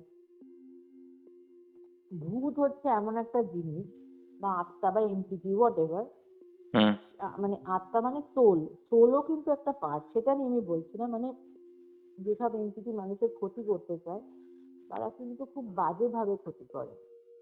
আর এখানে বলা মানে প্রযোজ্য, উল্লেখ করা, সেটা হচ্ছে আমার এই হৃদরোগ ঘটনার পর আমার কিছু মানে শারীরিক সমস্যা হয়েছিল, সেটা এখনো হয়েছে, এখনো আছে আমার এই সমস্যা আচ্ছা। কিছু কিছু। সেটা কিন্তু ক্যারি ফরওয়ার্ড এখনো পর্যন্ত 2025 সাল পর্যন্ত, মানে আমার মধ্যে কম বেশি এগুলো আছে। তারপর মানে ওই সময়ের পর থেকে তো শারীরিক প্রবলেম হয়েই গিয়েছিল, আমি লং ট্রিটমেন্টে ছিলাম, কারণ এতগুলো ঘটনা। শুধু যে ওই ঝাড়ফুঁক করলাম সুস্থ হয়ে চলে এলাম তা কিন্তু নয়, গ্রেস অফ গড। আর আমি মেডিকেল ট্রিটমেন্ট বহুদিন করেছি, তারপরে পরে আমি আস্তে আস্তে সুস্থ হয়েছি। না আমার শরীরে অনেক প্রবলেম, আমার ইয়ে হতো, শ্বাসকষ্ট হতো হঠাৎ করে, দম বন্ধ লাগতো, হার্টবিট পালস বিট বেড়ে যেত, কিছু গাইনোকোলজিক্যাল প্রবলেম হয়ে গিয়েছিল, অনেক কিছু হয়েছিল। কারণ মানে আমরা যেটা ভাবি না, রাত্রিবেলা আমি ওখান দিয়ে যাচ্ছিলাম, একটা ভৌতিক এক্সপিরিয়েন্স হলো, বাড়ি চলে এলাম, এটাই কিন্তু শেষ নয়। ভৌতিক এক্সপিরিয়েন্সের পেছনে বা যে বা যারা প্ল্যান সেট করতে চায়, বা ধরো প্ল্যান সেট করে এক্সপিরিয়েন্স হতে চায়, এগুলো খুব রিস্কি, এগুলো একদম করা উচিত না। কারণ ওই ঘটনাটা করার পর আমার বা আপনার শরীরে যে ধরনের মেডিকেল মানে প্রবলেম হবে, যে ধরনের শারীরিক প্রবলেম হবে, সেগুলো ঝেলতে কিন্তু আপনাকে প্রচুর মানে কি করতে, মানে কি বলবো, প্রচুর কিন্তু প্রবলেম ফেস করতে হবে। মেন্টাল আপনি একটা এক্সর্শন যাবে। শুধু মেন্টাল নয়, আমি তো শুধু মেন্টাল একেবারেই নয়, কারণ আমার জীবনে যা ঘটেছে, যা ঘটে চলেছে, তো এরপরে মানে কি বলবো, এগুলো মেন্টাল শুধু না, শারীরিক প্রচুর সমস্যা, প্রচুর ক্রিটিক্যালিটি আসে, যেগুলো আপনি পরে বুঝতে পারবেন। হয়তো হুম একটা মেয়ে সব কি মানে চায়, হয়তো আমি ক্যারিয়ার কমপ্লিট করে বিয়ে করব, আমি ফ্যামিলি বাড়াবো, হ্যাঁ, আমি বায়োলজিক্যালি মা হব, হয়তো তার মা হওয়াই হলো না, এরকম হুম প্রবলেম করে দিতে পারে। আপনার কোনোদিন হার্টের প্রবলেম ছিলই না, আপনার হার্টের প্রবলেম ধরিয়ে দিতে পারে। এমন এমন জিনিস আসবে যেগুলোকে আপনি ট্রিটও করতে পারবেন না ঠিকভাবে। তো ওই জন্যই আমার এই ধরনের গল্প শুনতে ভালো লাগে, গল্পতে ইন্টারেস্টও খুব লাগে, কিন্তু ওই এই এই জিনিসের সাথে এক্সপিরিয়েন্স করা একেবারেই ভালো না।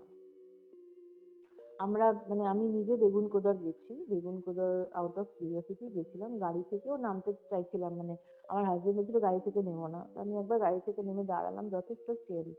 আর আমি কিন্তু এত ঘটনার পর আজ 2025-এ দাঁড়িয়ে আমি কিন্তু নেগেটিভ এনার্জি বুঝতে পারি, কোথায় নেগেটিভ এনার্জি আছে।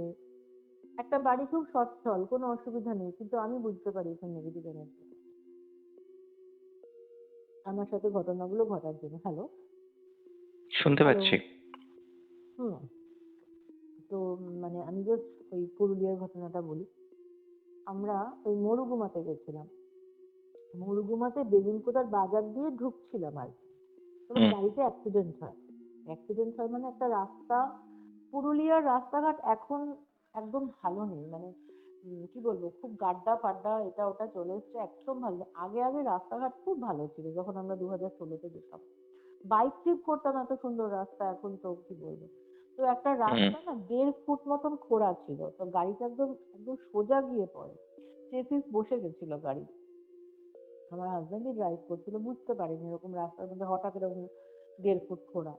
তো চেসিস বসে গেছিল। তারপরে আমরা যে কটেজে থাকার কথা ছিল ওনারাই গাড়ি পাঠায়। তো ওখান থেকে আমরা ওনাদের গাড়ি করেই পরে চলে যাই, গাড়ি নিয়েই আমরা পরে ঘুরি টুরি, যাই হোক। তারপর ওখান থেকে আমরা অন্য গাড়ি করে ফিরেছিলাম। এবার ওই পুরুলিয়ারই একটা সার্ভিস সেন্টারে গাড়িটাকে দেওয়া হয়, ঠিক করতে। তো ওটা গাড়িটা আনতে গেছিলাম আমরা যখন, তখন আমরা ডিসাইড করলাম যে 2-1 দিন থেকে যাব, ঠিক আছে। হুম তো থেকে আমরা যাই হচ্ছে ইয়ের কাছে, বরন্তির কাছে। বরন্তি পাহাড়ের নাম শুনেছেন তো? একদম। হ্যাঁ, তো বরন্তির কাছে একটা আপনার কি পাহাড়তলি নাকি কটেজটার নাম ছিল। তো আমরা রাত্রিবেলায় কটেজটায় যাই। ভদ্রলোক যিনি মানে কটেজের যিনি মানে ইয়ে মালিক, উনি ওখানে উপস্থিত ছিলেন না, কিন্তু ভীষণ ভালো, উনি আমাদের খুবই গাইড করেছেন, মানে অত রাতে কটেজটা পাওয়া। হুম পুরো এরিয়াটার মধ্যে একটাই মানে মানে অনেকগুলো ছোট ছোট ছোট ছোট হাটের মতন, কটেজের মতন তৈরি করা অনেকটা বড় জায়গা। ওখানে কোনো তখন বুকিং ছিল না, আমরা একাই ছিলাম, অফ সিজনেই গেছিলাম, আমরা একাই ছিলাম। তো উনি ওনার কুককে বলে দিলেন যে আমার 2জন গেস্ট এসছে, একটু ওনাদেরকে করে দাও, অত রাত্রেবেলা খাবার দাবারেরও ব্যাপার। আমি বললাম সামান্য কিছু খাবার হলেই হবে, এরকম আমাদের ঘুরতে গিয়ে কোনোদিনই এরকম ইয়ে থাকে না, আকাঙ্ক্ষা থাকে না কবজি ডুবিয়ে খাবো, আমরা একটা সামান্য কিছু খাবার খেয়ে ঘোরাটাই বড় কথা। তো আমাদেরকে রাত্রিবেলা ওরা কিছু খাবার দাবার দিল। এবার আমার একটা স্বভাব আছে যে আমার দোলনা খুব পছন্দ, কোথাও মানে দোলনা দেখলে আমি একটু বসি, দোল খাই, খুব পছন্দ। হুম এবার ওই দিনকে আমরা ওই যে কি পাহাড়তলি না কি নাম জায়গাটা, ওই কটেজ মানে জায়গাটাতে গেলাম, বেশ হুম বড় জায়গা, আহ ছোট ছোট করে কটেজ। এবার আমি রাত্রিবেলা বেরিয়ে, একটা বাগান আছে সুন্দর, ওই বাগানে হেঁটে, তখন কটা বাজে, 9টা বাজে হয়তো, সুন্দর হেঁটে গিয়ে ওখানে দেখি একটা দোলনা আছে। হুম, সুন্দর দোলনা, কিন্তু তখন ওই মানে প্রেমিকটাতে কেউ ছিল না।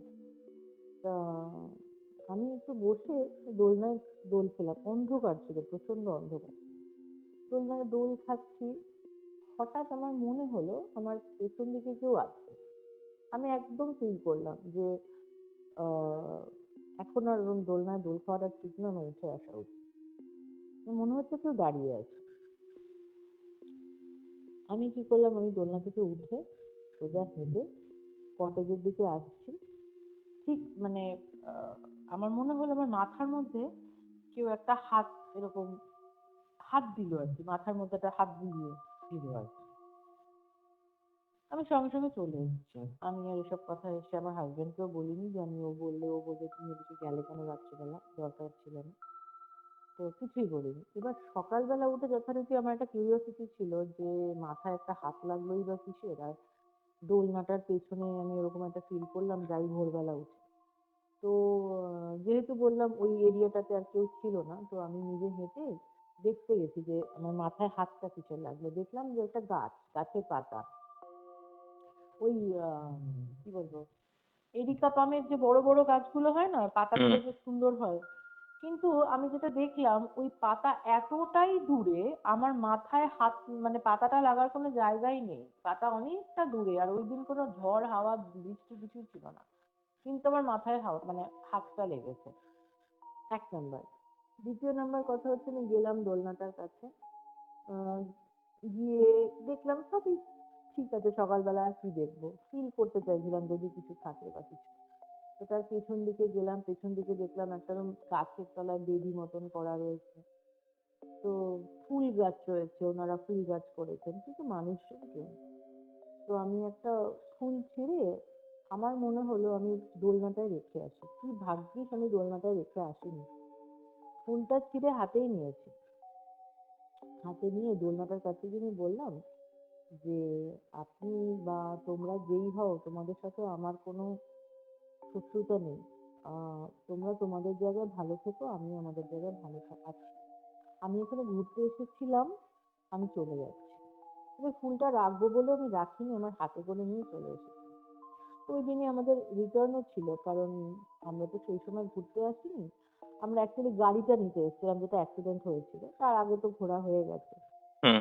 তো ওই দিন আমরা ওখান থেকে বেরিয়ে সকালবেলা কিছু ফল খেলাম, তারপরে ব্রেকফাস্ট, হালকা ফুলকা কিছু ব্রেকফাস্ট করে আমি এই যে 2016 সাল থেকে পুরুলিয়া ঘুরে বেড়াচ্ছি, ট্রাস্ট মি, আমার কোনোদিনই যেটা বলে না ওই ট্রাভেলের সিকনেস, ঘুরতে গিয়ে প্রবলেম, ইভেন পুরুলিয়ার বহু পাহাড়ে আমি উঠেছি মানে একদম টপ অব্দি উঠেছি। বহু পাহাড়, পাঞ্চেত পাহাড়ের প্রায় মানে অর্ধেকের বেশি উঠেছি। গড়াশনি বলে একটা পাহাড় আছে, সেটা টপে উঠেছি, মানে প্রচুর পাহাড়ে উঠেছি। হুম। তো তাতে করেও শরীরে কোনোদিন কোনো প্রবলেম হয়নি। এবার ওই দিনকে আমার শরীর একদম ফিট, কারণ রাত্রিবেলা আমি এরকম মানে প্রচুর খাবার খেয়ে ফেলেছি, ঘুরতে গিয়ে ওরকম না, হালকা ফুলকা খাই। ওই তারপরে ওখান থেকে বেরিয়ে আমরা গাড়ি স্টার্ট দিলাম ওই 10টা 5টার সময়, কলকাতা আসবো বলে। গাড়িতে উঠলাম ফিট, ব্রেকফাস্ট করলাম, প্রবলেম হয়নি। জল খেলাম, ঘুরতে গিয়ে আমি প্রচুর জল খাই। হ্যাঁ, জল খেলাম, ফ্রুট খেলাম, কোনো সমস্যা কিচ্ছু হয়নি। ও তার একটা কথা বলে রাখি, আমি তখন কার্ব ডায়েট করছিলাম, কার্বোহাইড্রেট অতটা খাচ্ছিলাম না। প্রায় 3-4 দিন ধরে আমি ভাতটা খাচ্ছি না, 3-4 দিনেরও বেশি ভাত খাচ্ছিলাম না। তো ভালো কথা, অন্যান্য টুকটাক যা খাচ্ছিলাম, ভাত খাচ্ছিলাম না। কেন কথাটা বলছি আমি বলছি, গাড়িতে উঠে কিছুটা আসার পর থেকে আমার শরীর খারাপ করছে, মানে আমার শরীরটা ভালো লাগছিল না। আমার হাজবেন্ড বলছে যে তুমি বরঞ্চ পেছনে গিয়ে একটু শুয়ে নাও, কিন্তু আমি কখনোই গাড়ি চালাতে চালাতে পাশে ঘুমাই না, পেছনে শুই না, কারণ অত লং ড্রাইভ করা তো ড্রাইভারেরও একটু মানে যে ড্রাইভ করছে তারও একটু সমস্যা হয় পাশে কেউ হুম। ঘুমালে বা পেছনে ঘুমালে। আমি কখনোই ঘুমাই না। আমি বলছি না ঠিক আছে। তো আম, ঠিক প্রচন্ড রকম শরীর খারাপ করছে, কারণ আমি আমার হাজবেন্ডকে বললাম যে গাড়িটা থামাও, আমি পেছনে একটু রেস্ট নিয়ে নিই, তারপরে গাড়িতে উঠছি। তাই করলাম। তাও শরীরে যেন অস্বস্তি যাচ্ছে না। তারপরে একটা জায়গায় এসে আমার শুরু হলো বমি। বমি মানে আমি মনে হয় 1 মিনিট 2 মিনিট ধরে বমি করেছি, মানে কনস্ট্যান্ট কনস্ট্যান্ট বমি করেছি। বমির মধ্যে খালি আমার ভাত উঠছে। আমি ভাত খাইনি 3-4 দিন ধরে। আমি আপনাকে কথাটা যখন বললাম, মানে এতটা অসুস্থ হয়ে পড়লাম আমি। তারপরে চোখে মুখে জল টল দিয়ে বাড়িতে এলাম। বাড়িতে ওই আসার পরে 5-7 দিন ধরে প্রচন্ড অসুস্থতা চললো আমার। তারপরে আমি বুঝলাম যে ভাগ্যিস আমি ফুলটা রেখে আসিনি, নাহলে আমার উপরে আরো বেশি অ্যাটাক হতো। এই এখন আমি মানে যেটা ঠিক করেছি যে আমি কোথাও সন্দেহ হলেও আমি গিয়ে দেখবো না, যে এখানে কিছু আছে কি নেই, কি ব্যাপার, কিচ্ছু না। এই আমাদের কালীঘাটের শ্মশান, আপনি নিশ্চয়ই নাম শুনেছেন, হুম। চৌরাতলা শ্মশান। আমার তন্ত্রেরই একটা কাজে আমি একদমকে মানে যারা মরা পড়ে তাকে কিছু খাবার খাওয়াতে গেছিলাম। সেদিনকে আমি মানে লাল ড্রেস পরা ছিলাম, তো খুব সুস্থ আমি, একদম হুম। সুস্থভাবে আমি খাওয়াতে গেছি ডোমকে। উনিও খুব, আমার কালীঘাট শ্মশানে এক ভদ্রলোকের সাথে আমার চেনা জানা আছে, খুব ভালো, উনিও পশুপ্রেমী। আমি নিজেও একজন সোশ্যাল অ্যাক্টিভিস্ট বলে আমি পশু পাখিদের নিয়ে কাজ করি, মানুষ নিয়েও করি। হুম। উনি নিজেও পশুপ্রেমী বলে আমার সাথে খুব ভাব ওনার। তো উনি আমাকে বলছে দিদি আসবেন ওই তন্ত্রের একটা কাজের জন্য, ওইখানে আমি কিছু রান্না বান্না করবো, আপনাদের ডোমকে একটু খাওয়াবো। তো ছেলেটির সাথেও ভালো পরিচিতি আছে আমার, নীরজ বলে ছেলেটির নাম। তো উনি আমার হাতে খাওয়া দাওয়া করলেন, করে আমি মানে নীরজ যখন নিতে এসেছে আমার কাছে খাবার, নীরজ বলছে দিদি আমি সবে পুড়িয়ে এলাম। বললাম ঠিক আছে, কোনো ব্যাপার না, তুমি খাবারটা নাও। তারপরে ও আমার সামনেই বসে খেলো টেলো, খাইয়ে ডোমকে খাইয়ে তারপর বাড়িতে এলাম। বাড়িতে এসে সুস্থ, কোনো মানে ট্রাস্ট মি, সোয়ার অন গড, আমি একদম সুস্থ মানুষ। আমি প্রতিদিন সকালবেলা ব্যায়াম করছি, মানে আমার শরীরে কোনো প্রবলেমই ছিল না। ওই দিনকে রাত্রিবেলা হঠাৎ করে 2টো থেকে 2:30টার মধ্যে আমার ব্যথা শুরু হলো, পেটে ব্যথা এবং পেট থেকে ঘুরে গিয়ে পিঠের দিকে ব্যথা, মানে তলার দিকে। আচ্ছা। তো মারাত্মক ব্যথা, মারাত্মক মানে প্রচন্ড ব্যথা। পরের দিনকে ডাক্তারখানায় নিয়ে যাওয়া হলো, ওই দিনই হাসপাতালে যেতাম কিন্তু আমি যাইনি। মানে পরের দিন সকালবেলাতেই গেলাম, ডাক্তার স্টেরয়েড ইঞ্জেকশন দিল, বললো হসপিটালে ভর্তি হতে হবে, ইমিডিয়েট হসপিটালাইজ হতে হবে। তারপরে ভর্তি হলাম, 10 দিন মতন ভর্তি ছিলাম। কিডনি ইনফেকশন হয়ে গেছিল, ওই ওই ডোমকে খাওয়াতে গিয়েছি। তারপরে আমার গুরু আমাকে শরীর বন্ধন যাকে বলে সবটা করে, তারপরে আমি এখন মানে স্পিরিচুয়াল দিক আমি যদি না করি, আমি যদি আধ্যাত্মিকতার সাথে না থাকি, আমি যদি ঠিক মতন নিজেকে প্রোটেক্ট না করি, তাহলে কিন্তু আমি যে কোনো দিন আমার মানে গল্প হয়ে যাব। আমি এতটাই টার্গেটেড, একদম সত্যি, মানে অন এয়ার বলছি, এতখানি টার্গেটেড আমি কোথাও কিছু নেই, আমি টার্গেট হয়ে যাব। ওই জন্য আমি কখনোই এখন আর মানে কোথাও একটু সন্দেহ, একটু বাস্তু প্রবলেম থাকলে, আমি বাস্তু কেসও আমি খুব একটা নিই না, কারণ বাস্তু মানেই তো নেগেটিভিটি থাকা, মানেই তো সেখানে বাস্তুর প্রবলেম না, নেগেটিভিটি অনেক দিক থেকেই হতে পারে। তো সেই জিনিসগুলো আমি খুব একটা নিই না। আর মানে স্পিরিচুয়ালিজম ভীষণভাবে দরকার, ভগবানের আরাধনা, মেডিটেশন, তন্ত্রমতে পূজা, এগুলো না করলে আমি গল্প হয়ে যাব যে কোনো দিন। বুঝতে তো পারছি। আমার জীবনে এরকম প্রচুর ঘটনা, আর হচ্ছে এখনো হয়ে চলেছে। আমি জানি না ওই পারের সাথে আমার কি কানেকশন। তো এই হচ্ছে ব্যাপার। তো আমি সবাইকে একটা কথা বলবো যে কিউরিওসিটি অবশ্যই ভালো, কিন্তু ভূত প্রেত নিয়ে কিউরিওসিটি না করাই ভালো। কারণ আমার জীবনে এমন এমন ঘটনা ঘটলো বা ঘটেছে বা ঘটে চলেছে, বা পুরুলিয়াতে থাকতে আমি এমন এমন জায়গা জানি, যদি কেউ আমাকে বলে আমি ভূত বিশ্বাস করি না বা আমি অনেক কিছু করতে পারি, আমি অন্ধকারকে ভয় পাই না, বেয়ার গ্রিলসের নাম তো সবাই জানে, সেও বলেছে যে ডোন্ট আন্ডার এস্টিমেট আননোনকে কখনো আন্ডার এস্টিমেট করা যায় না। তো আমার কাছে স্কেয়ারি এমন কিছু কিছু স্পটস আছে, জায়গা আছে পুরুলিয়ায়, যেখানে আমি 2 ঘন্টা কাউকে যদি বলি থাকতে পারবে না। 2 ঘন্টা, 2 ঘন্টা অনেক বড় ব্যাপার। আমি মানে এরকমও লোককে বলেছি, আমি তোমাকে ওই জায়গায় ছেড়ে আসবো, আমি 1.5 কিলোমিটার দূরে থাকবো, আমিই তোকে ওখান থেকে নিয়ে আসবো। যে তুই হেঁটে 1.5 কিলোমিটার ক্রস করতে পারবি না, তোকে থাকতে হবে। আচ্ছা 2 ঘন্টা বাদ দাও, 1 ঘন্টা, 8 ঘন্টা থাকতে পারবে না। ওখানে ওপেন শ্মশান, জঙ্গলগুলোতে ওপেন শ্মশান মানে কি বলুন তো, মানে শ্মশানের ব্যাপার না, জঙ্গলের কাঠ কেটে মরা পুড়িয়ে চলে যায়। খুব স্কেয়ারি ওখানে। মানে পুরুলিয়া এত কাছ থেকে দেখেছি যে ওখানে আহ মারাত্মক এন্টিটি রয়েছে, যেটা আমাদের শহুরে জীবনের সাথে মানে আপনি মেলাতেই পারবেন না। কতখানি স্কেয়ারি হতে পারে, কতখানি ভয়ঙ্কর হতে পারে, সেটা হচ্ছে ওই সমস্ত জায়গায় গেলে বুঝতে পারবেন। আমি এখন আর কোনোভাবে এক্সপ্লোরও করি না, আর করতেও চাই না। আর কেউ করলে তাকে আমি মানে সাবধান করতে চাই, একেবারেই প্রয়োজনীয়তা নেই। পুরুলিয়ার যা ঘটনাগুলো আছে সেগুলো আমরা না হয় নেক্সট কোনো একদিন একটা পডকাস্টে আমরা এগুলো কভার করব। আজকের মতো টেরর এফএম এর তরফ থেকে এই পডকাস্টটা এতটাই থাক। এবং আপনার হ্যাঁ, কি হ্যাঁ, আমাদের অডিয়েন্সকে কি কিছু বলার আছে? হ্যাঁ, অডিয়েন্সকে বলার আছে, মানে আমি সবার উদ্দেশ্যে একটাই কথা বলবো। প্রথমে তো সবাইকে নতুন বছর, ইংরেজি মাসের নতুন বছর, আহ অনেক শুভেচ্ছা জানাই সবাইকে। সবার জীবনে অনেক অনেক আনন্দ, শান্তি আসুক, সবাই ভালো থাকুন। কিন্তু একটা কথা সবাইকে আমি বলতে চাই, সমস্ত কিছু এক্সপিরিয়েন্স করুন লাইফে, কোনো অসুবিধা নেই, কিন্তু ভৌতিক এক্সপিরিয়েন্সের চেষ্টা, এটা একটা খেলা, একটা প্যাক্ট, একটা বাজি, এগুলো করবেন না।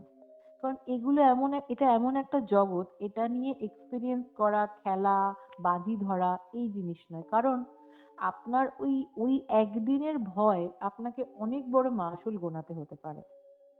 একদিন আপনি ভয় পেলেন, ওটাই কিন্তু শেষ নয়, ওটা কিন্তু অনেক দাম দিতে হতে পারে পরে আপনাকে। তো এগুলো নিয়ে ওই ঠিক আছে শুনলাম ভুলে গেলাম, ওই অবধি। এক্সপিরিয়েন্স করার কোনো প্রয়োজনীয়তা নেই, এদেরকে নিয়ে নাড়াঘাটার প্রয়োজনীয়তা নেই। এরা খুব একটা বন্ধু হয় না এরা। ওই গল্পে যেগুলো থাকে না বন্ধু ভূত, যেগুলো শীর্ষেন্দু বাবুও বলেছেন যে হুম ভূত কখনো বন্ধু হয় না, কখনো হয় না, বিকজ তাদের জগৎটাই তো আলাদা। হুম তারা চাইলেও আপনার বন্ধু হতে পারবে না, কারণ আপনার প্রাণটা সে যদি আপনার পরম বন্ধু হতে হয় তাহলে তো তাকে আপনার সাথে থাকতে হয়, তাহলে আপনার প্রাণটা চলে যেতে হয়, হুম নাহলে আপনার সাথে কি করে থাকবে? তো সেরকম ওই জগৎটা আপনার বন্ধু কখনোই হবে না। তো ওই জগৎ থেকে যতটা পারবেন দূরে থাকবেন। দূরে থাকা এবং আননোনকে অবশ্যই রেসপেক্ট করা, আননোনকে মানে আন্ডার এস্টিমেট করা নয়। আননোনকে যখন জানি না আমার ভয় লাগে, এটা স্বীকার করাটাই বুদ্ধিমানের কাজ। ভয় সবার লাগে, হুম ভয় পাওয়ার পর আননোন জায়গায় না চাওয়াটাই বুদ্ধিমানের কাজ। আমি আমার জীবনের অভিজ্ঞতা দিয়ে এটাই বুঝি, এটাই আমি বলবো। ঠিক আছে দিদি ভাই, ভালো লাগলো আপনার সাথে কথা বলে। আজকের আমারও খুব ভালো লাগলো। আজকের মতো তাহলে রেকর্ডিংটা এখানেই শেষ করছি। হ্যাঁ হ্যাঁ হ্যাঁ, ঠিক নমস্কার। আছে, অনেক ধন্যবাদ। নমস্কার, আপনাকেও নমস্কার, অনেক ধন্যবাদ। আপনি আপনার চ্যানেলে খুব ভালো করে কাজ করুন, আপনার জন্য উইশ রইলো। আর ভালো থাকবেন, সুস্থ থাকবেন। এটাই ছিল আজকের পডকাস্ট। এই রকমই আরো পডকাস্ট শুনতে এই ভিডিওটির শেষে স্ক্রিনের উপরে আসা বাঁ দিকের বা ডান দিকের ভিডিওটি ক্লিক করুন। আর আমাদের চ্যানেলে আসা আরও লেটেস্ট আপডেট পেতে স্ক্রিনের নিচে আসা বেল নোটিফিকেশনটি অবশ্যই ক্লিক করুন। তো এখনকার মতো এখানেই শেষ করছি, ফিরে আসবো আরও কিছু ইন্টারেস্টিং ঘটনা নিয়ে। Till then, tune in and turn up the fear. This is Terror FM.